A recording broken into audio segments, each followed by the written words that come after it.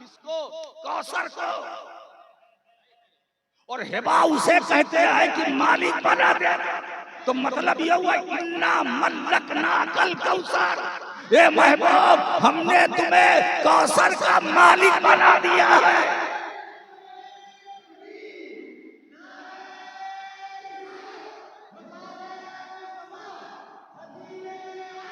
हमने कौसर का मालिक तुम्हें बना दिया है। बस बात इतनी है, खालिक मैं हूँ मालिक तुम हो। खालिक मैं हूँ मालिक तुम हो। बनाया मैंने है, कब्जा तुम्हारा है। अब उस कौसर से एक बूंद भी तुम्हें अगर किसी को चाहिए, ये महबूब तुम्हारे पास आना ही आना ही। जमीन के मालिक मुस्तफा तुम हो, खालिक मैं हूँ। आसमानों का खालिक मैं हूँ, मालिक तुम हो। शमशो कमर का खालिक मैं हूँ, मालिक तुम हो। आसमान के चमकते हुए सितारों का खालिक मैं हूँ, मालिक तुम हो। पहरों पर का खालिक मैं हूँ, मालिक तुम हो। खुशको तर का खालिक मैं हूँ, मालिक तुम हो। ए महबूब 18,000 आलम का खालिक मैं हूँ, मालिक तुम हो। अब 18,000 आलम का खालिक मैं हूँ, मालिक तुम हो। बात यह है महबूब, खालिक मैं हूँ, मालिक तुम हो। बात और इतनी सी है, बात और इतनी सी है। मेरे महबूब हो न तुम, मेरे महबूब हो न तुम। मैंने अपने लिए रखा रब्बुल आलमीन, और तुम्हारे लिए रखा रहमतुल लिल आलमीन। अऊज़ु बिल्लाहि मिनश शैतानिर रजीम। बिस्मिल्लाहिर रहमानिर रहीम। मुझे बताओ कि नहरे कौसर अफजल है या मुस्तफा? अगर हौजे कौसर, तो हौजे कौसर अफजल है या मुस्तफा? मुस्तफा अफजल है ना। तो इसका मतलब है कि रसूल अफजल और अल कौसर मफजूल। तो अफजल को अगर मफजूल अता किया जाए तो इसमें एहसान क्या है?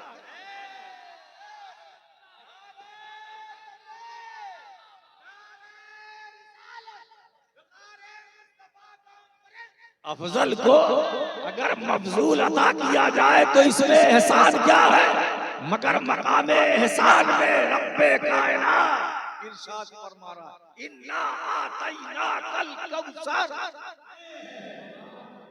महबूब हमने आपको कौसर अता किया, इसमें एहसान क्या है? बोलो। कौसर में तो हर चीज की कसरत कौसर। और जहां तक सरकार की बात है तो सरकार तो कायनात की हर चीज से अफजल। अरे नहर क्या, वो नहर जिस जन्नत में है उस जन्नत से अफजल मुस्तफा। वो जिस जन्नत में नहर है उस जन्नत से मुस्तफा अफजल है। कायनात की जितनी चीजें हैं मुस्तफा हर एक से अफजल है। 18,000 आलम मेरे सरकार सबसे अफजल। तो अफजल को अगर मफजूल दिया जाए तो इसमें एहसान क्या है? इसमें एहसान नहीं है। तो इसका मतलब यह है कि कुरान कुछ और ही नुक्ता बयान करना चाहता, कुछ और ही नुक्ता बयान करना चाहता है। देखिए कौसर की इब्तिदा, कसरत की इब्तिदा वहदत, और वहदत की इंतहा कसरत। कसरत की इब्तिदा वहदत, वहदत की इंतहा कसरत। जहां पहुंचकर तमाम कसरतें खत्म हो जाए तो फिर पलटकर वहदत, फिर पलटकर वहदत। जहां कसरतें खत्म हो जाए फिर पलटकर वहदत। अब बात कसरत की नहीं, वहदत। अब आयत का मतलब यह हुआ महबूब हमने तुम्हें अपने को दे दिया, हमने तुम्हें अपने को दे दिया। अब जो तुम्हारा है वो हमारा है, जो तुम्हारा नहीं वो हमारा। हमने अपने को तुम्हें दे दिया। अब आगे क्या कह रहा है कुरान, इन्ना शादिया का हो अबतर, तुम्हारा दुश्मन अबतर है, तुम तो साहिबे कौसर।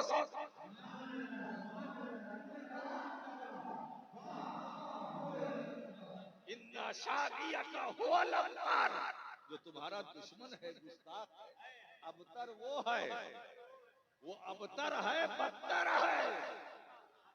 और तुम्हें तो हमने कौसर दिया, अपने को दे दिया, अपने को दे दिया। अब इससे बड़ी क्या है? ये बात आ गई एहसान वाली कि खुदा अपने महबूब से फरमा रहा है, महबूब हमने तुम्हें अपने आप को दे दिया, अपने आप को दे दिया, और ऐसा दे दिया, ऐसा दे दिया, जो तेरे करीब आ गया वो मेरे करीब आ गया, तेरा बन गया,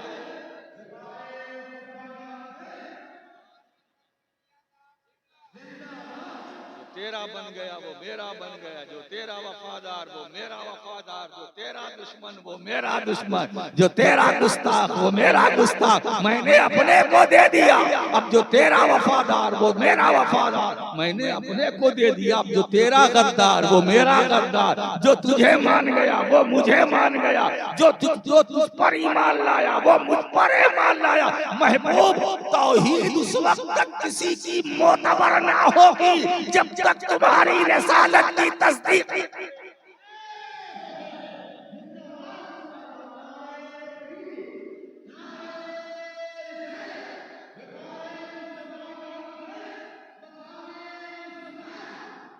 ये कभी कभी मैं बोलता हूँ तो मेरे मुर्शिदे बरहक हुजूर शेखुल मशाइख मखदूम मशाइख सैयदी सरकारे कला का रूहानी तसर्रुफ ऐसा जारी होता है ना कि रुमूज़ो असरार की जो खिड़कियां हैं खुलने लगती, खुलने लगती।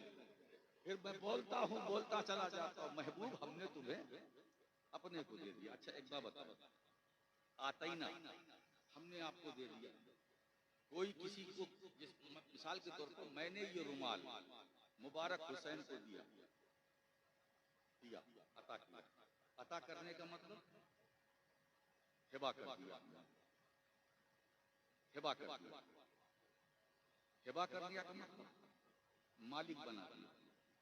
अब ये रुमाल मेरा नहीं है, इनका है। अब मैं लेना भी चाहूं तो नहीं ले सकता, क्योंकि अता किया, हिबा किया। और मसला क्या है कि हिबा उसे कहते हैं कि जिस माल को आप किसी को हिबा कर रहे हैं, इसका मतलब उसका मालिक बना दिया, मालिक बना दिया। अब इस रुमाल का मालिक जब ये बन गए, अब मेरी मिल्कियत से बाहर, अब इनकी मिल्कियत मैं लेना चाहूं नहीं ले सकता। हाँ, ये अपनी मर्जी से लौटा है, वो अलग बात है, मगर मैं ले नहीं सकता। तो अब इसका आतईना का मतलब इन्ना वहबना का, इन्ना वहबना का, ये महबूब हमने अता किया, मतलब हमने हिबा कर दिया। किसको? कौसर को। और हिबा उसे कहते हैं कि मालिक बना दे। तो मतलब ये हुआ इन्ना मल्लकना कल कौसर, ये महबूब हमने तुम्हें कौसर का मालिक बना दिया है।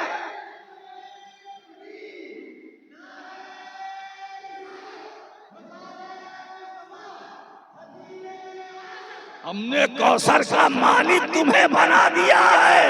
बस बात इतनी है, खालिक मैं हूँ, मालिक तुम हो। खालिक मैं हूँ, मालिक तुम हो। बनाया मैंने है, कब्जा तुम्हारा है।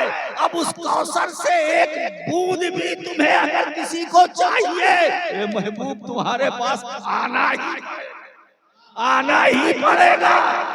एक बात बताऊं दोस्तों, तो हमने तुम्हें कौसर का मालिक बना दिया। मैं खालिक हूँ, तुम मालिक हो। मैं खालिक हूँ, तुम मालिक हो। क्या मोहब्बत है, क्या मवद्दत है, कैसे बयान करूं? लफ्जों का सहारा लूं तो अल्फाज भी नाकिस नजर आते हैं, जुमलों में कपकपी पैदा हो जाती है। ए महबूब, मैं खालिक हूँ, तुम मालिक। बात सिर्फ कौसर की नहीं है। जमीन के मालिक मुस्तफा तुम हो, खालिक मैं हूँ। आसमानों का खालिक मैं हूँ, मालिक तुम हो। शमशो कमर का खालिक मैं हूँ, मालिक तुम हो। आसमान के चमकते हुए सितारों का खालिक मैं हूँ, मालिक तुम हो। पहरों पर का खालिक मैं हूँ, मालिक तुम हो। खुशको तर का खालिक मैं हूँ, मालिक तुम हो। ए महबूब, 18,000 आलम का खालिक मैं हूँ, मालिक तुम हो। अब 18,000 आलम का खालिक मैं हूँ, मालिक तुम हो। बात यह है महबूब, खालिक मैं हूँ, मालिक तुम हो। बात और इतनी सी है, बात और इतनी सी है। मेरे महबूब हो न तुम, मेरे महबूब हो न तुम। मैंने अपने लिए रखा रब्बुल आलमीन, और तुम्हारे लिए रखा रहमतुल लिल आलमीन।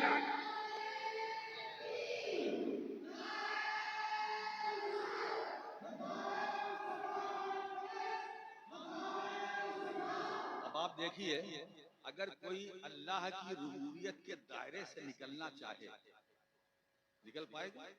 बोलो, निकल सकता है? अल्लाह की रुबूबियत निकलना चाहे निकल सकता है? नहीं ना, वो रब्बुल आलमीन है। अगर कोई कोशिश करे रुबूबियत के दायरे से कि मैं बाहर हो जाऊं, निकल पाएगा? नहीं निकल सकता ना। कहीं भी रहे, जमीन पर रहे, नहीं निकल सकता। जमीन में रहे, नहीं निकल सकता। आसमानों पर नहीं निकल सकता, पहाड़ों पर नहीं निकल सकता, गार में हो नहीं निकल सकता, नहीं निकल सकता ना। तो खुदा रब्बुल आलमीन, हुजूर रहमतुल लिल आलमीन, तो रब्बुल आलमीन के दायरे से, खुदा की रुबूबियत के दायरे से अगर कोई निकलना चाहे निकल सकता है। आगे बढ़े, हुजूर की रहमतुल लिल आलमीन के दायरे से अगर कोई निकलना चाहे तो निकल सकता है। सारे आलम का रब खुदा और सारे आलम के लिए रहमत मुस्तफा। एक बात बताएं, जब सारे आलम के लिए रहमत मुस्तफा है तो रहमत है क्या? रहमत मेहरबानी करने वाला। इस रहमत का एक तो राहिब तर्जुमा किया गया, तफसीर की गई, मेहरबानी फरमाने वाला। अच्छा, मेहरबानी कौन करेगा? मेहरबानी कौन करेगा? जो ताकत वाला, कुव्वत वाला, इख्तियार वाला, इख्तियार वाला, इन खूबियों के बावजूद मेहरबानी कौन करेगा? जो हाजिर हो। मेहरबानी कौन करेगा? जो नाजिर हो। मेहरबानी कौन करेगा? जो जिंदा हो। मेहरबानी कौन करेगा? जो मौजूद हो, जो मौजूद हो। मेहरबानी करने वाला कौन हो सकता है?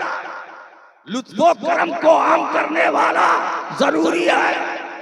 इसलिए हुजूर रसूल की रहमत के दायरे से अगर कोई निकलने की कोशिश करे, नहीं निकल सकता।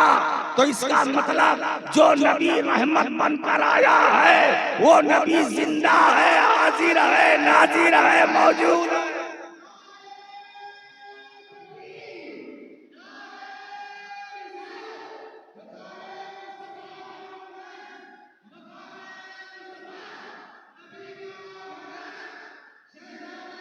एक बात बताएं, इमाम अहले सुन्नत इमाम अहमद रजा फाजिल बरेलवी का 2 मिसरा मैं कोट करता हूँ। वो 2 मिसरा बनकर एक शेर, तू जिंदा है वल्लाह, वो भी कसमन बयान कर रहे हैं। तू जिंदा है वल्लाह, तू जिंदा है वल्लाह, मेरी चश्मे आलम से छुप जाने वाला, चश्मे आलम से छुप जाने। अच्छा ये बताइए, देखिए मौजू मिसरा, गैर मौजू मिसरा है ना, जो पटरी से उतरा होता है। यहाँ पर अगर थोड़ी सी तरमीम के साथ बात करी जाए, वो जिंदा है वल्लाह, वो जिंदा है वल्लाह, मिसरा सही है, बहर भी सही है, मौजू भी है, मगर नहीं, यहाँ शायरी मकसूद नहीं है, यहाँ अकीदे और नजरिए का इजहार मकसूद है। वो जिंदा है नहीं, तू जिंदा है। वो और होता है। जब गायब का मामला आता है तो वो का इस्तेमाल होता है, और जब हाजिर का मामला होता है तो तू का इस्तेमाल होता है।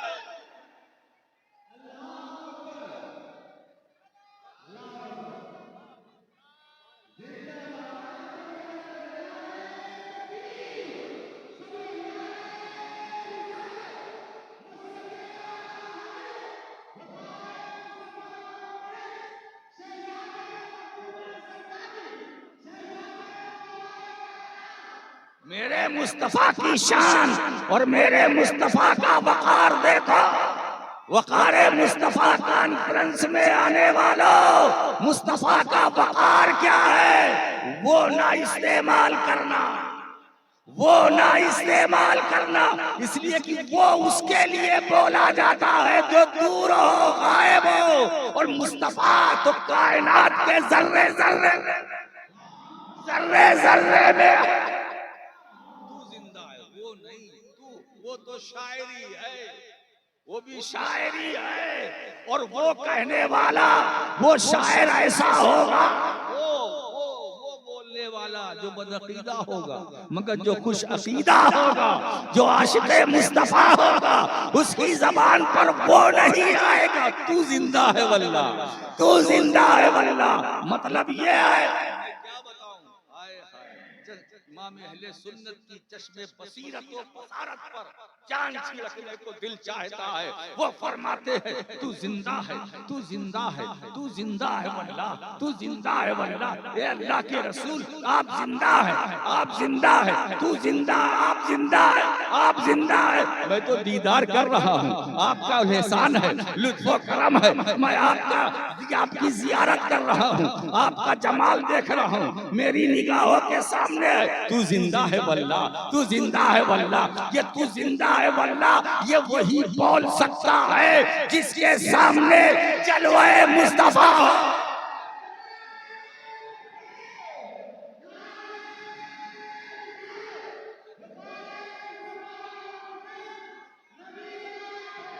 ये वही बोल सकता है, ये किसी फनकार की फनकारी नहीं है, ये आशिक़े रसूल की सदा है कि एक तरफ कह रहा है तू जिंदा है, मतलब जमाले मुस्तफा सामने है, दीदार हो रहा है, तकरार हो रही है, तू जिंदा है, तू जिंदा। क्या बात है। जिस वक्त मुहद्दिस बरेलवी ये मिसरा बोल रहे थे तो अब तो मैं बताऊं मैंने क्या समझा। एक तरफ जबान से मिसरे की तिलावत हो रही है, जबान से मिसरे की तिलावत हो रही है, दूसरी तरफ मदीने वाले की जियारत हो रही है।